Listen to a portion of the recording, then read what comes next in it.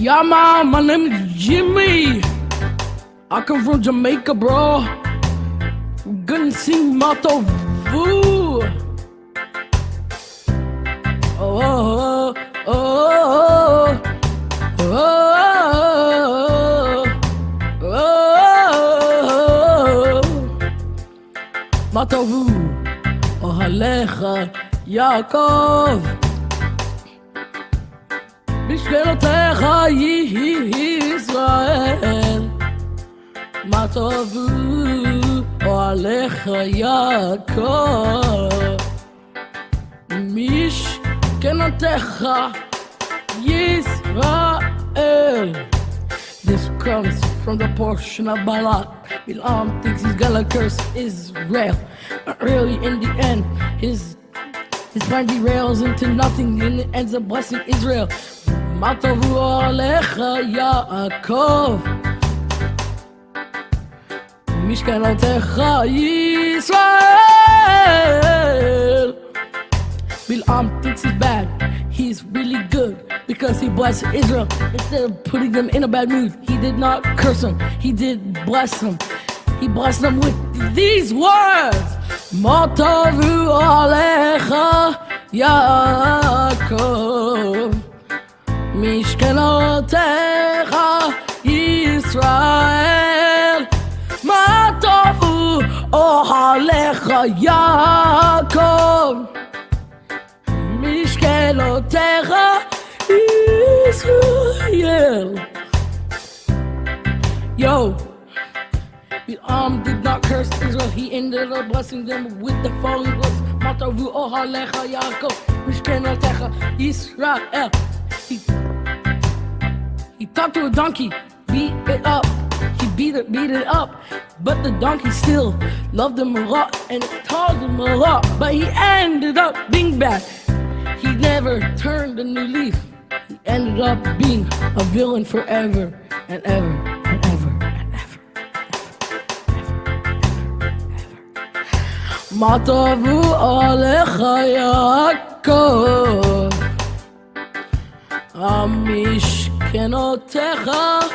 משכנותיך ישראל.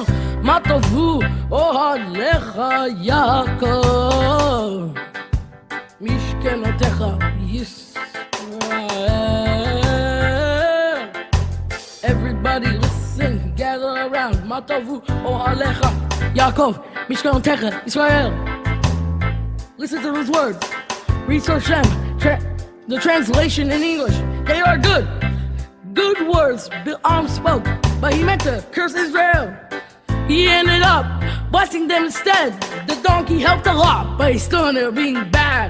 מה טובו עליך יעקב, משכנותיך ישראל. מה טובו אוהליך יעקב, משכנותיך ישראל. מה טובו אוהליך,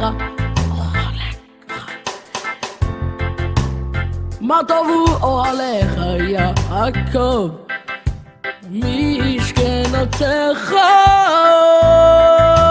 ישראל.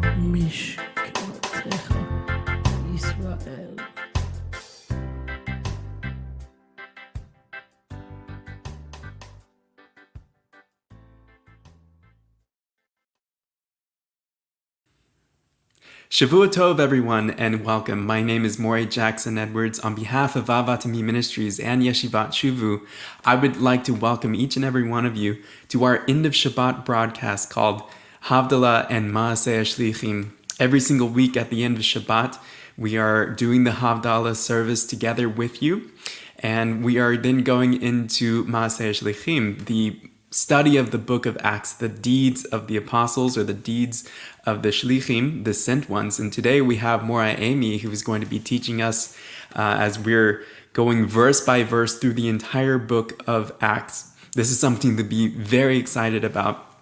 I would like to ask that you would share this broadcast and give it a like and get the word out about what we're doing here at Havdala. And if you can get involved in the global work, we ask that you would prayerfully consider donating toward Havdala. There's many different ways to do it. One way is fundly.com/kiruv. This is Operation Kiruv.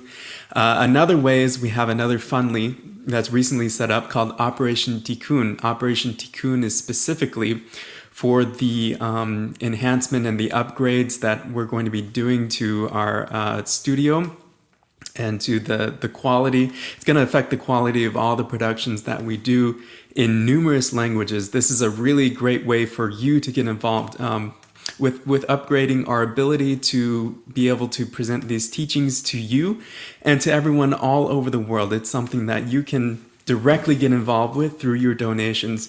Remember that we are supported by you. We're a grassroots type. We don't have, as Rabbi Shapiro says, a rich uncle that funds us or anything like this, but it is you who are allowing us to be able to push this ministry forward and push and be able to get into so many languages worldwide. And we thank you for that. We thank you for your continued support toward the global effort and toward the Geulah, which is coming very soon in our days prayerfully. We're coming now into the Havdalah. As I like to say every week, when we go into Shabbat in Lecha Dodi, inside of Lecha Dodi, we have this very special verse. It's the second verse that goes, Sof Maasei b'machshava techila. What this means is that Shabbat is the last in deed, but first in thought. Even though Shabbat falls at the end of the week, when we conclude the Shabbat with Havdalah, the Shabbat already exists, b'machshava, this is in thought, at the beginning of the week. And so as we enter Yom Rishon, as we enter the first day of the week, we are already looking forward to and planning toward the coming Shabbat. We have this saying that those who don't labor for the Shabbat, they don't get to eat on the Shabbat. And so as we enter the 6 days of labor, we remember that these 6 days are part of the mitzvah of keeping Shabbat. By already planning for and thinking of the coming Shabbat, we are planting Shabbat in our mind, and it exists first, and then indeed it is last in the week. We are in Hine al Yeshuati, Behold, God is my salvation. You can join in page 87 of the Avat Olam Siddur. Hine el Yeshuati Evtach velo evchar Ki ozi vezimrat yadonai Vayehi li Yeshua Ushavtem mayim besason Mimanei Yeshua Ladonai Yeshua Lamecha Birchatecha Sela Adonai Tzvaot imanu Miskav lanu Elohei Yaakov Selah Adonai Tzvaot Hashle Adam Boteach Bach Adonai Hoshia Melech Ya'anenu Yom Koheinu La Yehudim Hayta Oa V'simcha V'sason V'ikar Kentehelanu Kos Yeshuot Asau V'shem Adonai Eka tzavli minanan. Lai lai la la la la lai lai lai lai la la la la lai lai. Lai lai lai lai lai lai lai lai lai lai lai. Lai lai la la la la lai lai lai lai la la la la lai lai. Lai lai lai lai lai lai lai lai lai. Baruch atah Adonai Eloheinu melech haolam boeh pli hagefen boeh pli hagefen. Lai lai la la la la lai lai lai lai la la la la lai lai la la lai lai lai lai lai lai lai lai lai.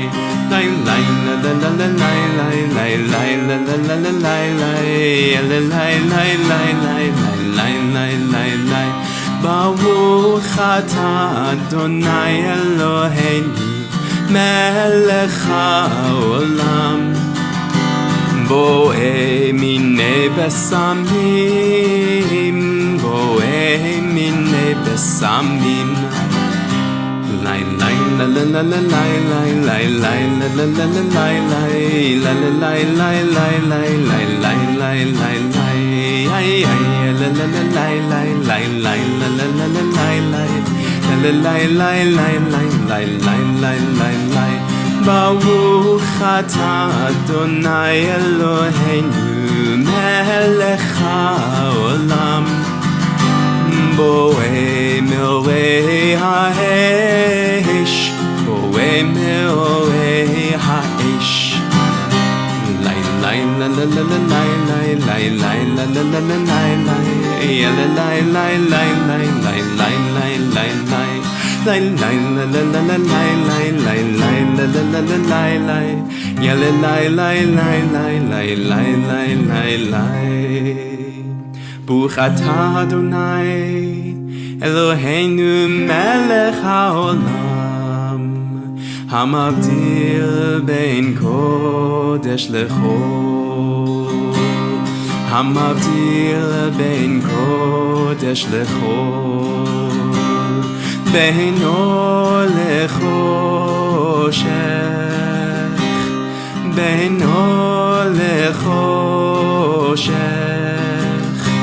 Ben Yisrael elamim ben yom hashvihi לששת ימי המעשה המבדיל בין קודש לחול המבדיל בין קודש לחול בין אור לחושך בין אור לחושך בין ישראל לעמים בין יום השביעי לששת ימי המעשה ברוך אתה אדוני המבדיל בין קודש לחול לחיים. We are singing together Eliyahu Hanavi, and just like in Pesach, when we welcome Eliyahu at the door, we expect that just behind him, it says, Im Mashiach ben David, behind Eliyahu is Mashiach ben David, it's Yeshua ben David.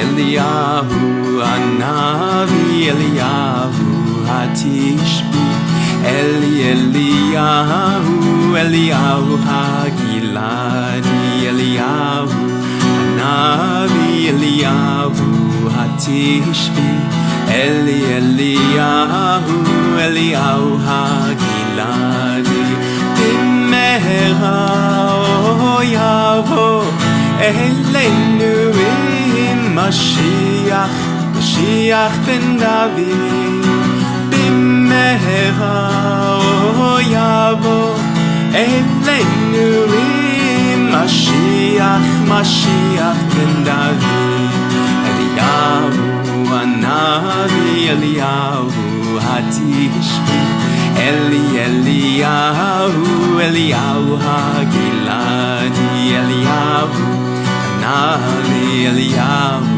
Hatishbi, Eliyahu, Eliyahu Hagiladi, Bimehera Yavo, Eleinu im Mashiach, Mashiach ben David, Bimehera Yavo Eleinu im Mashiach, Mashiach ben David.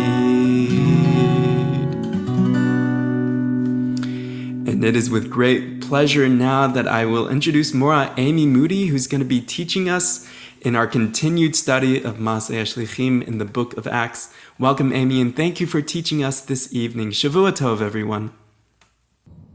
Shalom and welcome. I hope you are having as much fun in our journey through the book of Acts. I hope you're having as much fun watching it and participating as we are sharing it with you. So before we get started, of course, make sure you like this video, share this video on whatever social media platform it is that you use. With this video and all of the rabbi's videos that he puts out, I encourage you to make comments. That really helps the tech algorithm in ways that I don't understand, but apparently it does help. It helps get these messages out in front of other people who maybe you won't be sharing it with, but will be scrolling through. So that does really help. Of course, we encourage you to consider donating to the ministry. There is so much work to do within the Messianic community, and much of that work requires some sort of financial element. And to be quite frank, there's more work than there are resources to provide that work, and that just shouldn't be. So I encourage you, if you have that blessing to be able to share, that you would consider sharing with this ministry in any way you can. And of course, the greatest thing you can do is continue to have this ministry and its leadership at the top of your prayer list, and continue to have us all in your prayers. It really means a lot to us. So before we get into Acts 22 here, it's important, I think, that we talk about what's happened a little bit to bring us up to this point. So what has happened is that it's been revealed to Paul in the Spirit that he needs to go to Jerusalem. And once he's there, he's been told he's going to be persecuted. So he knows this, and he comes anyway. So he's there in the temple, and there's some other Jews that see him, and they start stirring up the crowd. They told the crowd that Paul, which, by the way, I'm going to use Paul, I'm going to use Shaul. His name was Shaul. Many people know him by Paul, so I do use both words so that way new people don't get lost. So I'm going to flip back and forth between Shaul and Paul. So the crowd there, they tell the crowd that Paul is turning everyone against the Jewish people, that he's turning them against Torah, against the temple. They even accuse Paul of defiling the temple. So he gets dragged out of the temple into the streets. Chaos breaks out. They're beating him with the intent to kill him. So the authorities show up and they arrest him, but they can't investigate what has happened because the crowd is in such an uproar. They decide to take Paul to the headquarters because the crowd is just too violent and his safety is in jeopardy. And the crowd was there screaming for his death. So what does Paul do? Well, he doesn't do what most sane people would do and head for cover. He does what he always does, and he puts his people ahead of his own safety, even those who hate him. If you listened to last week's broadcast, and I hope you did, Maasei Elazar made an excellent point. He said that Paul's repentance gave him courage. It made him brave. Wow. Sometimes you hear a little nugget of truth that really sticks to you. Well, that was one for me, because repentance should make us brave. If we have faced our worst sins and turned from them, what in the world do we need to fear? Again, it was an excellent point. So instead of heading for cover, he asks the commander if he can say something to the very people that are demanding his death. So that's where we dive in here. So let's start reading. It says, "Brothers and fathers, listen to me as I make my defense before you now." When they heard him speaking to them in Hebrew, they settled down more, so he continued. "I am a Jew, born in Tarsus of Cilicia, brought up in this city and trained at the feet of Gamaliel in every detail of the Torah of our forefathers. I was a zealot for God, as all of you are today. I persecuted to death the followers of this way, arresting both men and women and throwing them in prison. The Kohen Hagadol and the whole Sanhedrin can testify to this. Indeed, after receiving letters from them to their colleagues in Damascus, I was on my way there in order to arrest those in the city too and bring them back to Jerusalem for punishment. As I was traveling and approaching Damascus around noon, suddenly a bright light from heaven flashed all around me. I fell to the ground and I heard a voice saying to me, 'Shaul, Shaul, why do you keep persecuting me?' I answered, 'Sir, who are you?' 'I am Yeshua from Nazareth,' he said to me, 'and you are persecuting me.' Those who were with me did see the light, but they didn't hear the voice of the one who was speaking to me. I said, 'What should I do, Lord?' And the Lord said to me, 'Get up, go to Damascus, and there you will be told about everything that has been laid out for you to do.' I had been blinded by the brightness of the light, so my companions led me by the hand to Damascus. A man named Hananiah, an observant follower of the Torah, who was highly regarded by the entire Jewish community, was there. He came to me, stood by me, and said, 'Brother Shaul, see again.' And at that very moment, I recovered my sight and saw him. And he said, 'The God of our fathers determined in advance that you should know his will. See the Zadok and hear his voice, because you will be a witness for him to everyone of what you have seen and heard.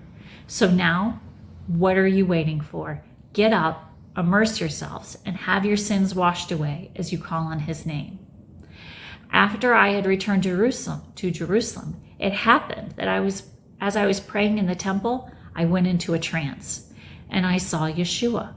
'Hurry,' he said to me, 'get out of Jerusalem immediately, because they will not accept what you have to say about me.' I said, 'Lord, they know themselves that in every synagogue I used to imprison and flog those who trusted in you. Also, when the blood of your witness Stephen was being shed, I was standing there too, in full agreement. I was even looking after the clothes of those who were killing him. But he said, 'Go, get going, for I am sending you far away to the Goyim, to the Gentiles.'" So what is Paul's point in sharing this information to the crowd? Well, it's not to save his own life. He makes zero pleas to the crowd about saving his life. He doesn't plea for his life in any way, shape, or form. He doesn't say, "Save me, don't stone me, don't beat me," none of that. Rather, he tells the crowd about who he is. He shares the great miracle that happened on the way to Damascus. But that's not what he leads with. He leads with who he is. Not just what happened to him, but who he is as a Jew, as one of them. The first thing he establishes with the crowd is that he's Jewish. Not only Jewish, but raised in Jerusalem, the holy city. But he takes that even further. Because let's face it, just because you're Jewish doesn't make you a person of deep faith. It may explain your DNA, but that doesn't mean you have any regard for the Torah. So he goes on to establish his next point. He says, and I'm quoting here, he says, "I trained at the feet of Gamaliel in every detail in the Torah of our forefathers." This is a huge statement. He's not only telling you who he is here, he's telling you who he's not. He's not a Hellenized Jew. He's not secular. He's not a Sadducee. He's a Pharisee. He's had to be a Pharisee to be studying at the feet of Gamaliel. Only Pharisees would have been there. And by way of background, Gamaliel is the grandson of the famous Hillel. But Gamaliel was very well known in his own right. He was senior leadership. He was a Pharisee, and he fully supported the oral law and the Torah. For instance, there's a quote that kind of explains a little bit about him and the regard that people had toward him. It said that Rabbi Gamaliel used to say, "Appoint for thyself a teacher, avoid doubt, and do not make a habit of tithing by guesswork." And that's referring to the idea that you don't just round up on your giving. You make the effort to see how much you're supposed to give. You do the math.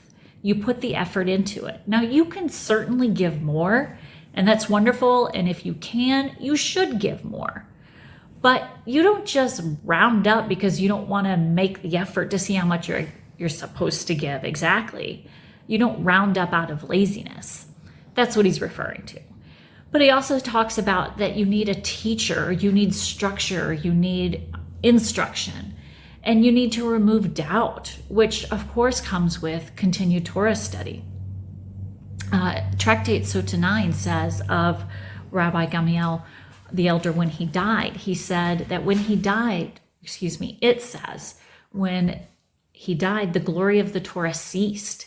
Purity and separateness also perished. So this is who Paul is referring to. This is who he studied under. And studying in a Jewish setting is 1,000 times different than what we think of with studying today. And anyone in this yeshiva will emphatically agree with me on this. What he says here about studying at his feet would have been code words. It would have been an understood thing. The idea here expressed is actually a well-quoted phrase referring to the sages. It says that you are to study in the dust of their feet and drink in their words thirstily. This concept of studying at the feet of someone goes all the way back to Numbers 27. The Sifri there points out that Joshua was sitting at the feet of Moses because Joshua was studying everything Moses was teaching so that someday he could be a leader. This is the role of a student. We actually see Yeshua himself demonstrating this concept in Luke 2. There it says, on the third day they found him. He was sitting in the temple court among the rabbis, not only listening to them, but questioning what they said. And everyone who heard him was astonished at his insight and his responses. In a Jewish setting for learning, there's a back and forth between the teacher and the student. A student asks questions, and this is what Luke points out that Yeshua was doing. In fact, in Avot de Rabbi Natan, he points out that asking questions is what makes you a good student.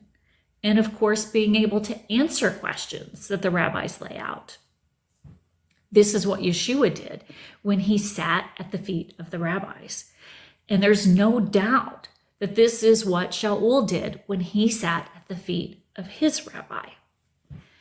This isn't just sitting and admiring words that are coming out of the rabbi's mouth. It's consuming the words until they become a part of you.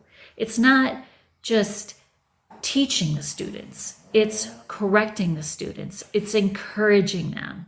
It's making yourselves fully transparent to your teacher.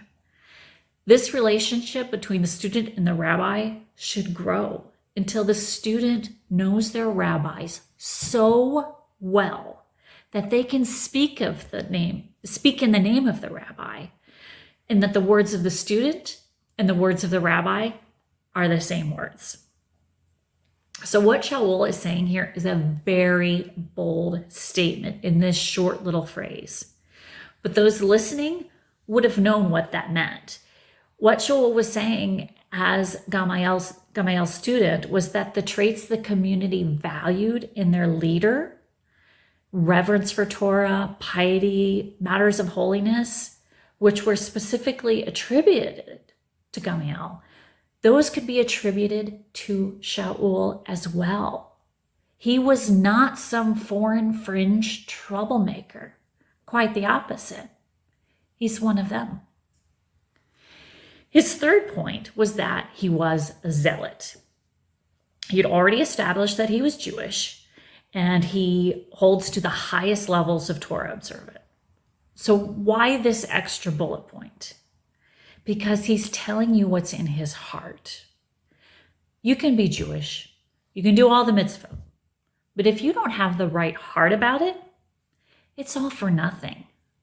Rabbi Bernstein talks about this in the Torah Inspiration from February 12th, 2021. You can find it on the website shuvu.tv, which you should go in and read those excellent sources of information.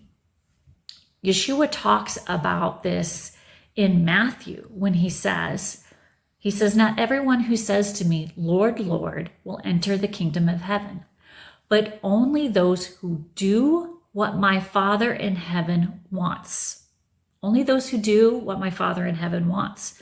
On that day, many will say to me, Lord, Lord, didn't we prophesy in your name? Didn't we expel demons in your name? Didn't we perform many miracles in your name? Then I will say to them, I never knew you. Get away from me, you workers of lawlessness.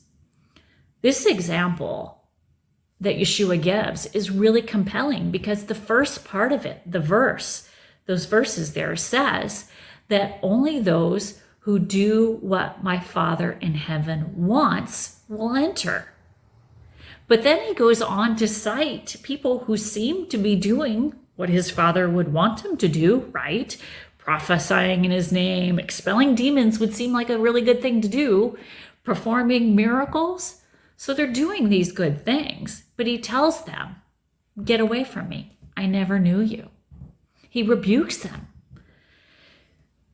Because if you're doing all these things that Yeshua mentions, but you're doing it in the spirit of self-grandizing and pointing to yourself, your heart's not right. It's not good. It's invalid. It's pagul. Shaul is making it clear that he had a heart towards the things of God. So, to recap, he made 3 points to establish who he is. 1, he's a Jew, in the flesh and in the practice.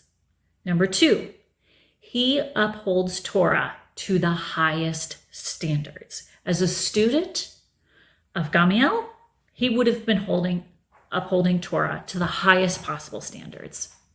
And number 3, he does all of this with the right intentions of the heart. You know where we've heard those 3 things before? It's the Shema. You will love the Lord your God with all of your heart, with all of your soul, with all of your strength. He has the right heart. You will love the Lord with all of your heart. He has the right heart. You will love the Lord with all of your soul. He has a Jewish soul. And with all of your might. This is in his daily work of lifting up the Torah. This is his might. Paul lays out all of these concepts before he starts talking about the miracle on the road to Damascus. And what I'm going to get into is not intending in any way to belittle the events on the road to Damascus or belittle miracles. What I am hoping to try to get you to see that this is the foundation that is established before we start talking about miracles. Miracles are great. Don't get me wrong. I would love to see more miracles in my life and in the lives of those that I love. But there's something that's actually more important than miracles, and that's what Paul is establishing here. What's more important than miracles is our daily lives, the things that we do every single day. We all know people that have had a miracle happen. but it didn't change their everyday life.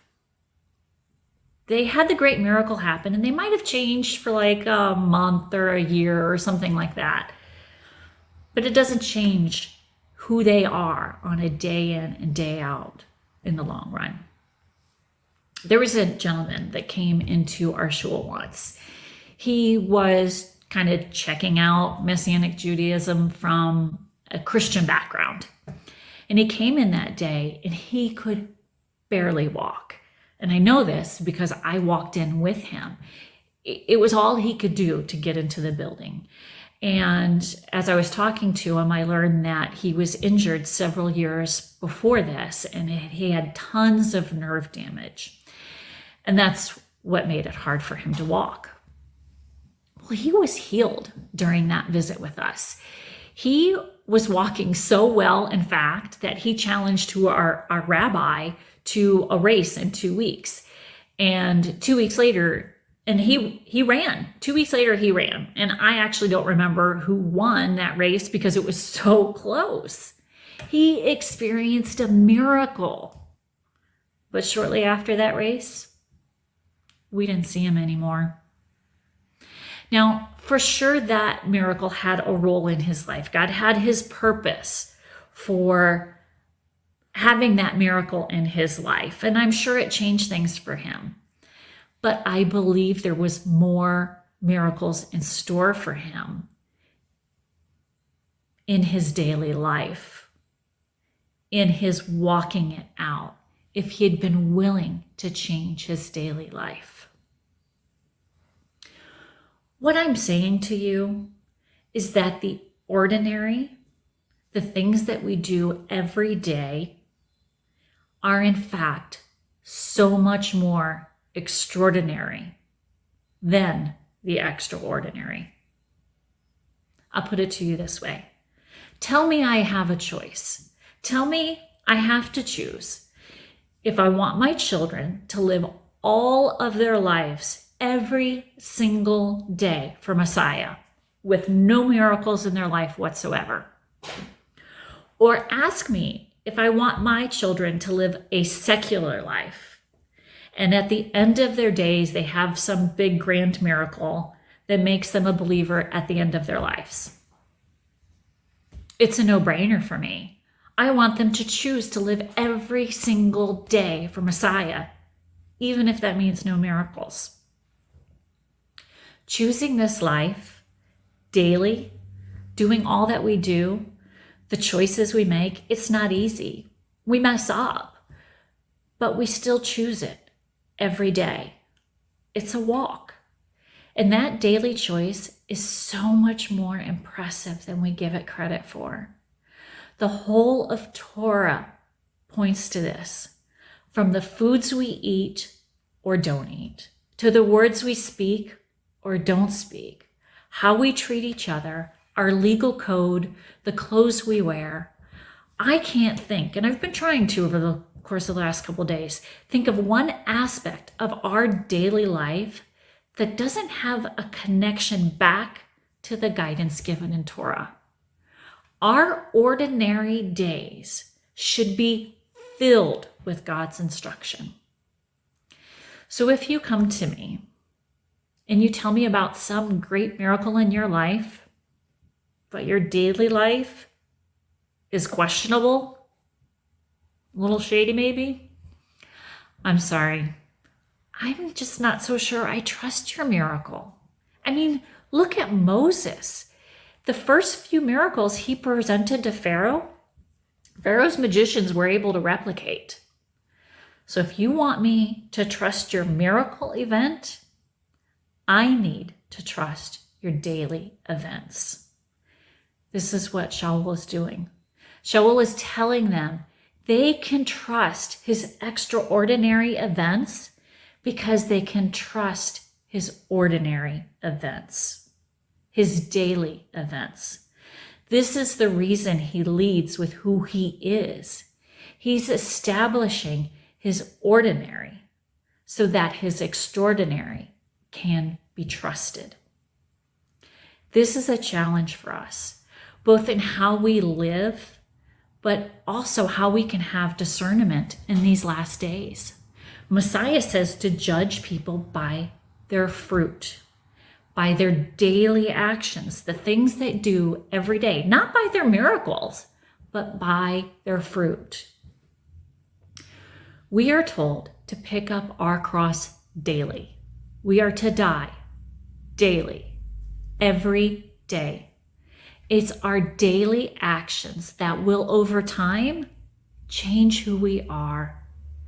The mitzvot that are second nature to me now, they didn't used to be. I had to do them daily until they became a part of who I am. They became part of my DNA. These daily actions changed who I was into who I am. And I pray that they continue to change me as I take on new mitzvot. We have no control over whether or not God chooses to execute a miracle in our lives. He's sovereign. But you know what He has given you authority over? Your choices, your daily choices, to choose Him, heart, soul, and mind, as Shaul did, or not choose Him. It's up to us. Shaul had made his choice. He chose Messiah. And this wasn't a decision he made lightly. We know that he had his road to Damascus experience, but we also know from Galatians that he had to take some time to work things out and to sort things out, and time to solidify his newfound knowledge of Messiah with everything he'd ever been taught. And where did he land? How did he end up sorting it out? That the Torah was still true, that everything he ever been taught was still true, that he was still Jewish, that the Torah was still valid. So he chose to walk this out daily. And this is what gave him strength to face the persecution that he had faced up to this point, and the persecution that we know is coming, that we see later in the book of Acts. Without walking this out daily, I don't know that he would have had that strength. Without walking this out daily, I know I don't have that strength.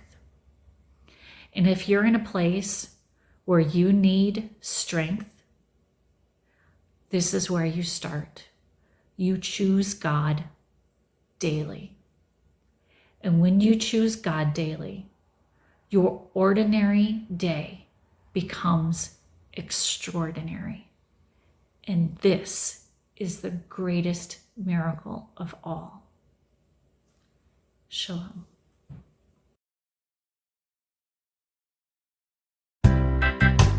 Yeah, man, my name is Jimmy. I come from Jamaica, bro.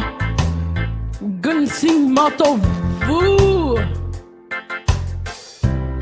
Oh, oh, oh, oh, oh, oh.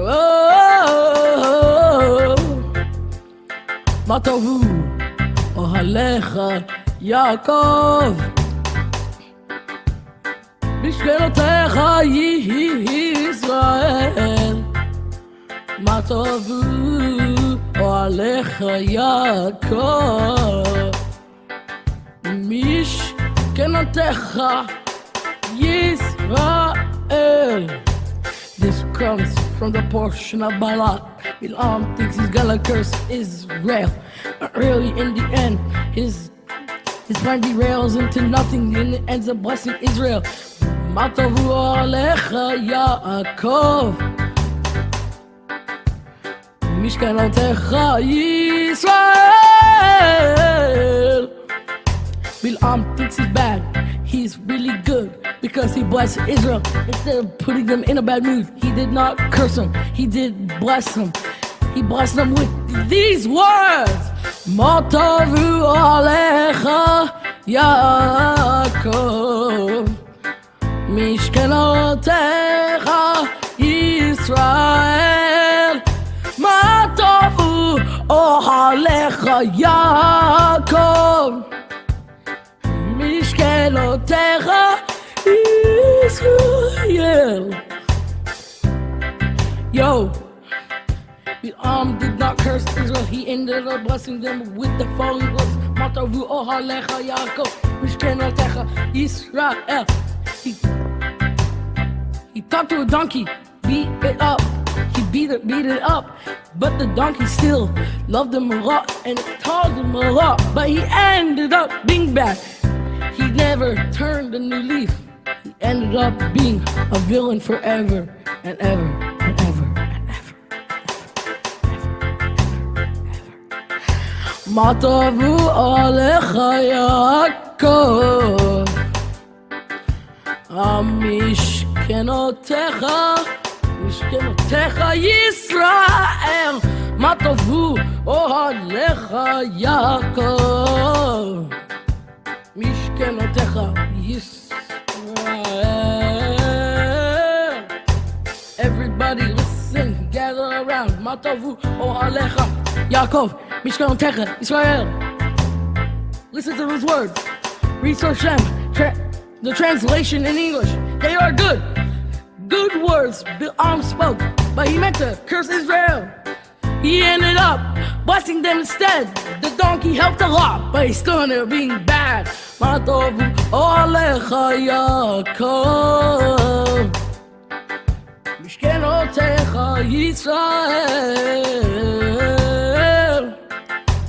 Matavu alecha Yaakov, Mishkenotecha Israel. Matavu ohalecha Matavu ohalecha Yaakov, Mishkenotecha Israel.